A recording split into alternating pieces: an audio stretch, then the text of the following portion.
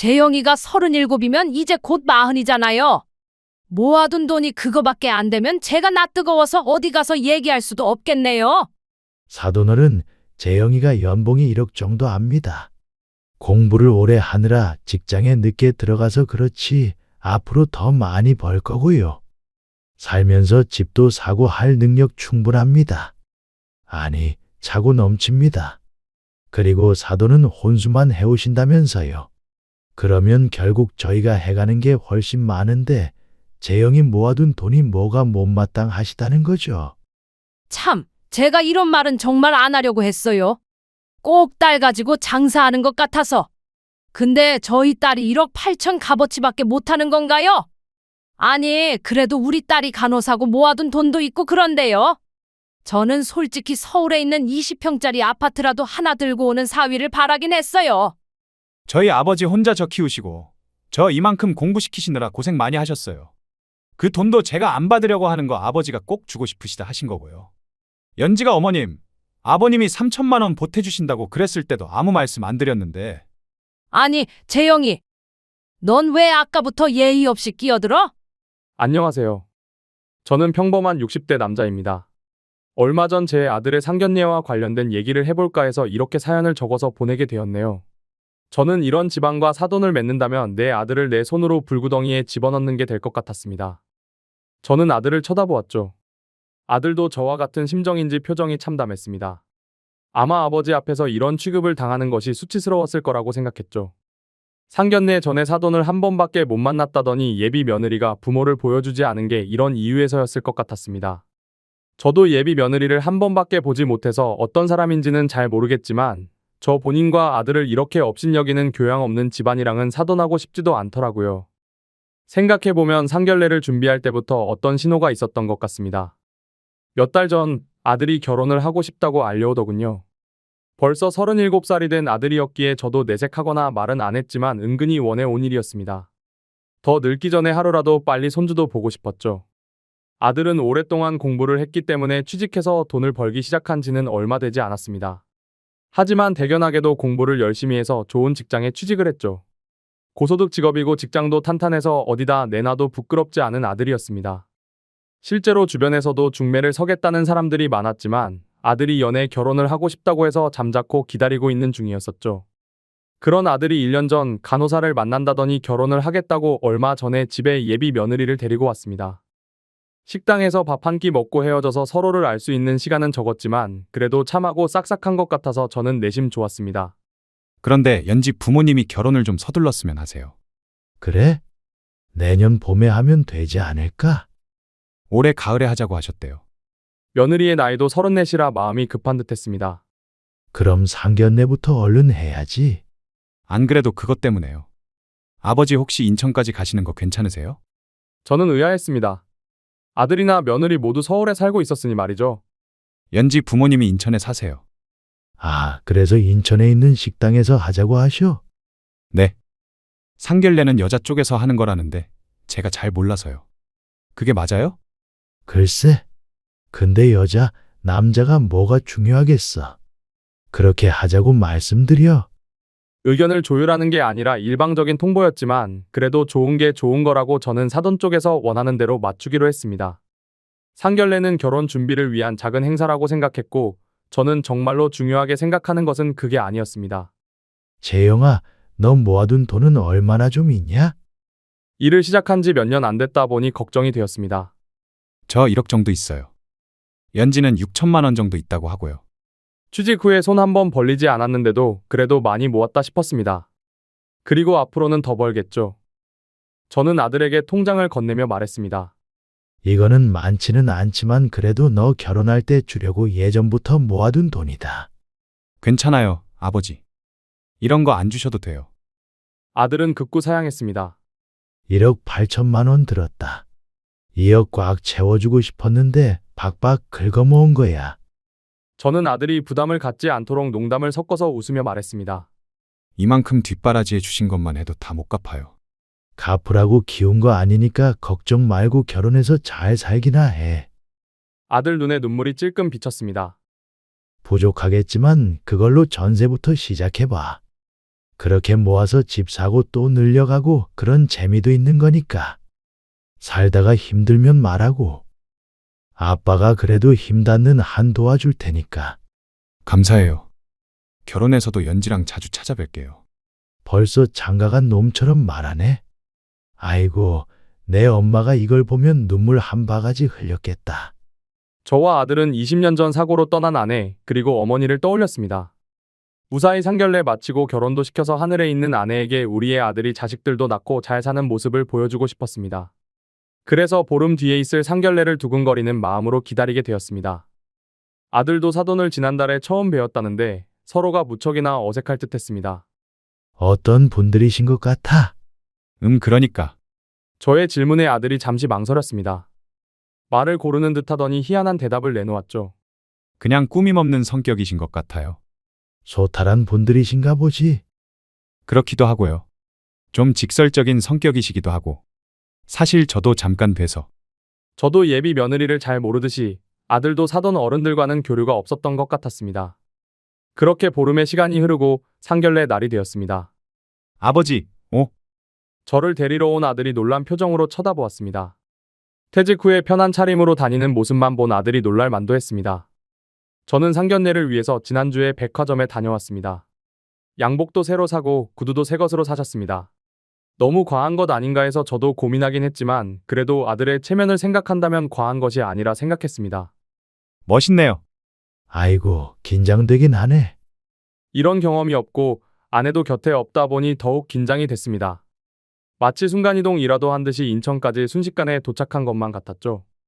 한정식당에 도착하자 일행이 먼저 와 있다며 직원이 방으로 안내했습니다. 문을 열기 전에 저는 다시 한번 옷 매무새를 가다듬었습니다. 아들을 마지막으로 바라보니 저를 바라보며 엄지손가락을 척하고 치켜 올렸죠. 저는 조심스럽게 미닫이 문을 옆으로 밀어 열었습니다. 먼저 와 있던 사돈 일행이 자리에서 일어나며 저와 아들을 반겼습니다. 안녕하십니까? 안녕하세요. 안녕하세요. 그런데 저는 상대방의 부모님을 보고는 적잖게 당황을 했죠. 사돈 내외가 둘 다 골프웨어인지 등산복인지 모를 추리닝까지는 아니고 깔끔한 그런 운동복 같은 옷을 입고 있었습니다. 괜히 힘주고 차려입은 것 같아서 제가 입은 옷이 민망해졌습니다. 하지만 격식 있는 자리인 만큼 부족한 것보다는 과한 게 낫다고 생각을 했죠. 그래서 사돈 내 차림새를 보고 별로 유쾌한 기분이 들지는 않았습니다. 서로 인사를 나누고 저와 아들이 맞은편에 자리를 잡고 앉으려는데 식탁 위로 안 사돈 될 분이 무언가 대뜸 내밀었습니다. 유리병이 서로 부딪히는 소리가 났죠. 저는 얼떨결에 두 손을 내밀어 받았습니다. 이게 뭔가요? 상견례 선물이죠? 손잡이 달린 상자를 내려다보니 병문안 갈 때 사가는 음료수 상자였습니다. 혹시 빈손으로 오셨어요? 저도 아들도 당황했습니다. 아이고, 이를 어쩌죠? 저희는 선물을 준비 못했습니다. 상견례 때 선물을 주고받아야 한다는 건 처음 듣는 저는 몸 둘 바를 몰랐습니다. 옷에만 신경 쓸 것이 아니라 이런 걸 신경 썼어야 했는데 아차하고 자책했습니다. 아이, 됐어요. 남자 혼자서 이런 것까지 살뜰하게 챙기긴 힘들죠 뭐. 열심히 사과하던 저는 순간 경직됐습니다. 아, 연지한테 들었어요. 안사돈 안 계시다고? 네. 맞습니다. 다시 한번 죄송합니다. 제가 몰랐네요. 그러고는 아들과 함께 자리에 앉았습니다. 음식은 미리 예약을 해놨는지 기본찬이 다 차려져 있었고 추가적인 음식을 들고 직원들이 들어와서 서빙을 하고 있었죠. 서로 제대로 소개를 하기도 전에 바깥 사돈이 직원을 붙잡고 말했습니다. 여기 소주 한 병 주세요. 그러더니 저를 향해 물었습니다. 약주 아시죠? 네. 그래도 한두 잔 들어가면 어색한 분위기가 풀리지 않을까 싶어서 고개를 끄덕였습니다. 이 양반이 또 술 취해서 무슨 말 했는지도 까먹으려고. 거참 말 가려서 해. 사돈끼리 투닥거리는 것을 저는 민망하게 바라보았습니다. 어느 타이밍에 제 소개를 해야 할지 몰라 당황스러웠습니다. 하여간 에휴, 저는 연지 엄마예요. 여기가 연지 아빠고요.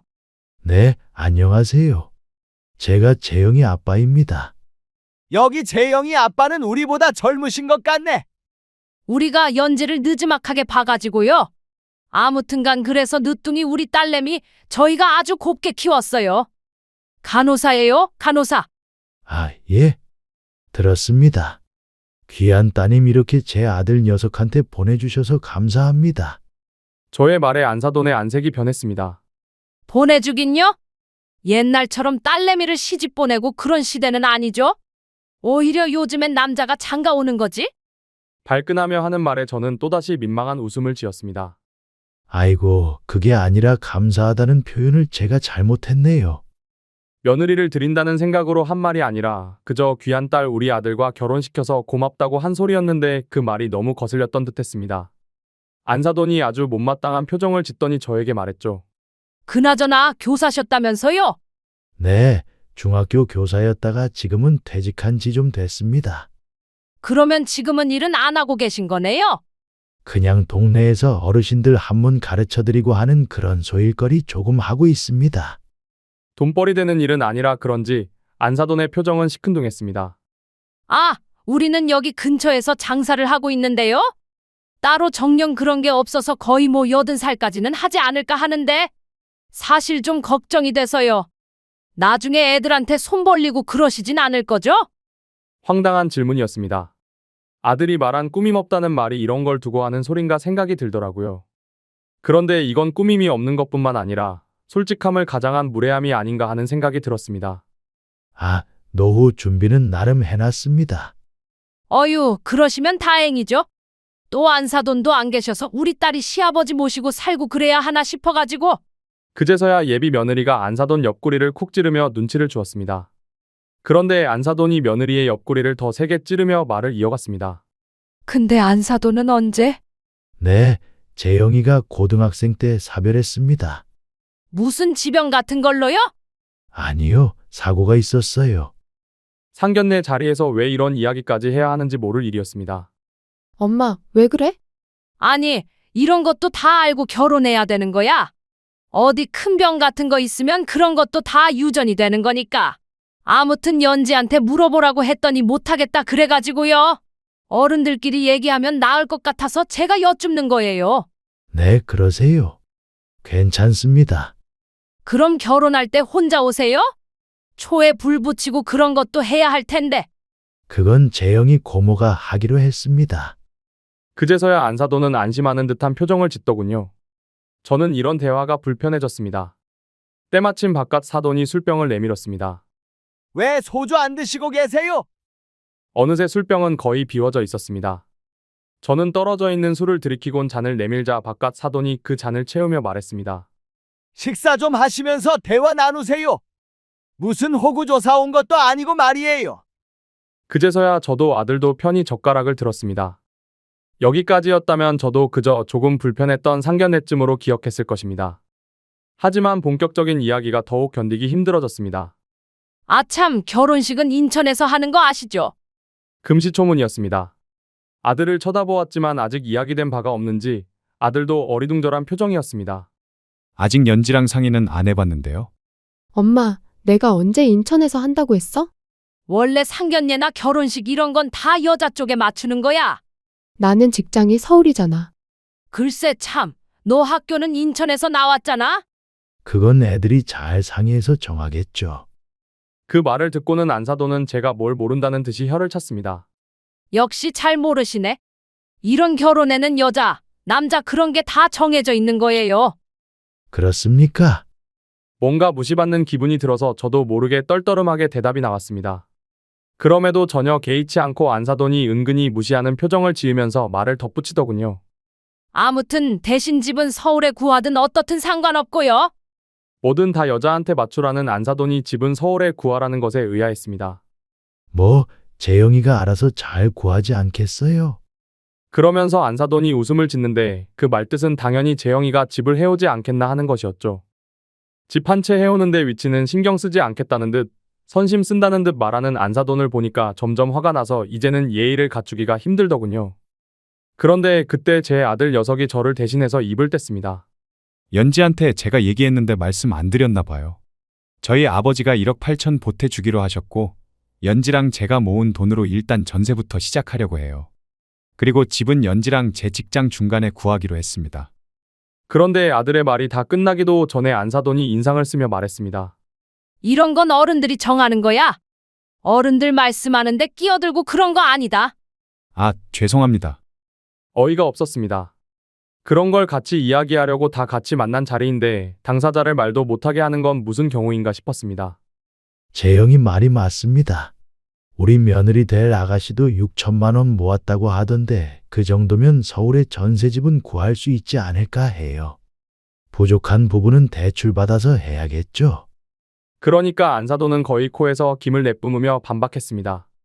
아니요, 아니요. 그건 제가 딸한테 못 듣긴 했는데요. 저희 입장은 그래요. 전세는 생각해 본 적 없는데요. 그러면 사돈께서도 좀 보태주십니까? 저는 당연히 물어봤어야 했을 질문을 이제서야 했습니다. 그러자 안사돈이 펄쩍 뛰며 말했습니다. 어머머, 여자는 혼수를 해가는 거죠. 저희는 3천만 원 정도 생각하네요. 당연히 집은 남자가 하는 거고요. 아까 아직도 시집 보내는 시대인 줄 아느냐며 큰 소리를 치던 사람과 동일 인물이 맞나 싶었습니다. 자기 좋을 때만 남자, 여자를 따지는 게 황당했습니다. 그리고요, 제가 말이에요. 재영이 그 나이 먹고도 여자랑 똑같이 모았다는 것도 차마 넘겼어요. 그러니까 전 당연히 집은 사돈이 해주실 줄 알았네요. 그 말을 듣고 저는 당혹스러웠습니다. 재영이가 늦게 일을 시작해서 큰돈을 모으지는 못했어도 여자와 같은 금액을 모았다고 욕을 먹을 줄은 몰랐습니다. 제 말이 틀린가요? 재영이가 37이면 이제 곧 40이잖아요. 모아둔 돈이 그거밖에 안 되면 제가 낯뜨거워서 어디 가서 얘기할 수도 없겠네요. 외사위가 모아둔 돈을 어디 가서 이야기해야 하는 건지도 모르겠고 도대체 안사돈이 애들을 결혼시키기 위해서 나온 건지 트집 잡기 위해 나온 건지도 모를 지경이었습니다. 좋은 게 좋은 거다 생각하며 평생을 살아왔지만 내 아들 깎아내리는 것까지 도저히 좋게 넘어갈 수는 없었습니다. 사돈어른, 재영이가 연봉이 1억 정도 압니다. 공부를 오래 하느라 직장에 늦게 들어가서 그렇지 앞으로 더 많이 벌 거고요. 살면서 집도 사고 할 능력 충분합니다. 아니, 차고 넘칩니다. 그리고 자꾸 똑같이 모았다고 하시는데 1억이랑 6천이랑 같은가요? 제 기준으로는 거의 2배 차이가 나는데 납득이 안 가더군요. 간호사도 좋은 직업이지만 그래도 아들만큼 연봉을 받을 수는 없을 것인데 안사돈은 뭐가 그렇게 불만족스러운지 모를 일이었습니다. 수입은 생각하지 않고 모아둔 돈만으로 이러쿵 저러쿵 하는 게 어리석어 보였습니다. 그리고 사돈은 혼수만 해오신다면서요. 그러면 결국 저희가 해가는 게 훨씬 많은데 재영이 모아둔 돈이 뭐가 못마땅하시다는 거죠. 안사돈, 아니 그 여자는 잠시 말문이 막힌 듯했지만 곧 기가 막히다는 듯이 대꾸했습니다. 참, 제가 이런 말은 정말 안 하려고 했어요. 꼭 딸 가지고 장사하는 것 같아서. 근데 저희 딸이 1억 8천 값어치밖에 못하는 건가요? 아니, 그래도 우리 딸이 간호사고 모아둔 돈도 있고 그런데요. 저는 솔직히 서울에 있는 20평짜리 아파트라도 하나 들고 오는 사위를 바라긴 했어요. 저는 그 순간 제가 무슨 말을 들은 건지 이해가 되지 않았습니다. 어째서 이 대화에서 값어치 같은 이야기가 나오는지 모를 일이었습니다. 아들도 황당한 듯 옆에서 허허하며 멋쩍게 헛웃음을 짓고 있었습니다. 대단한 재산이 있는 것은 아니었지만 아들 주려고 평생 고생해서 모은 돈이었고 앞으로 죽을 때까지 아들에게 손 벌리지 않을 만큼의 노후 대비도 해놓은 상태였습니다.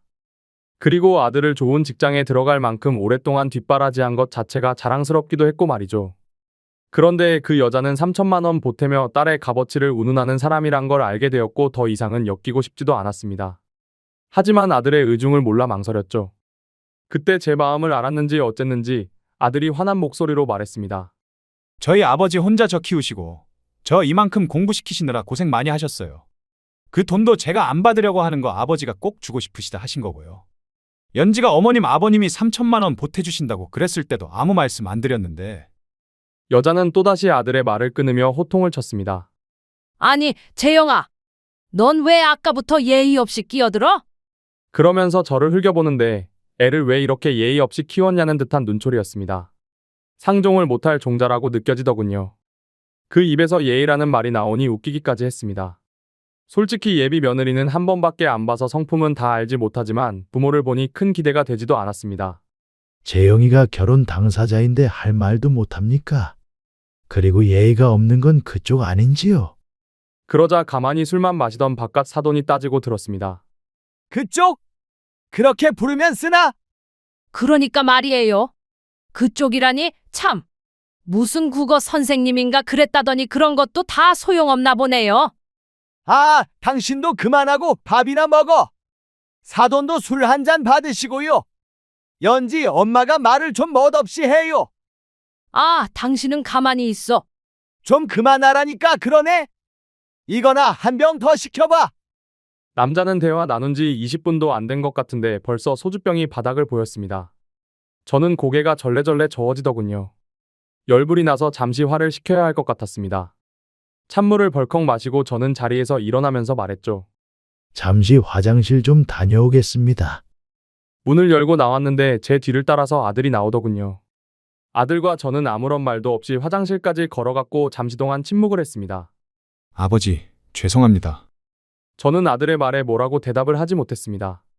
저도 저러실 줄은, 저렇게 생각하시는 줄은 몰랐어요. 그러면서 죄인처럼 고개를 푹 숙이는데 그게 그렇게 안쓰러울 수가 없었습니다. 아들 모습을 보니 한숨이 나오더군요.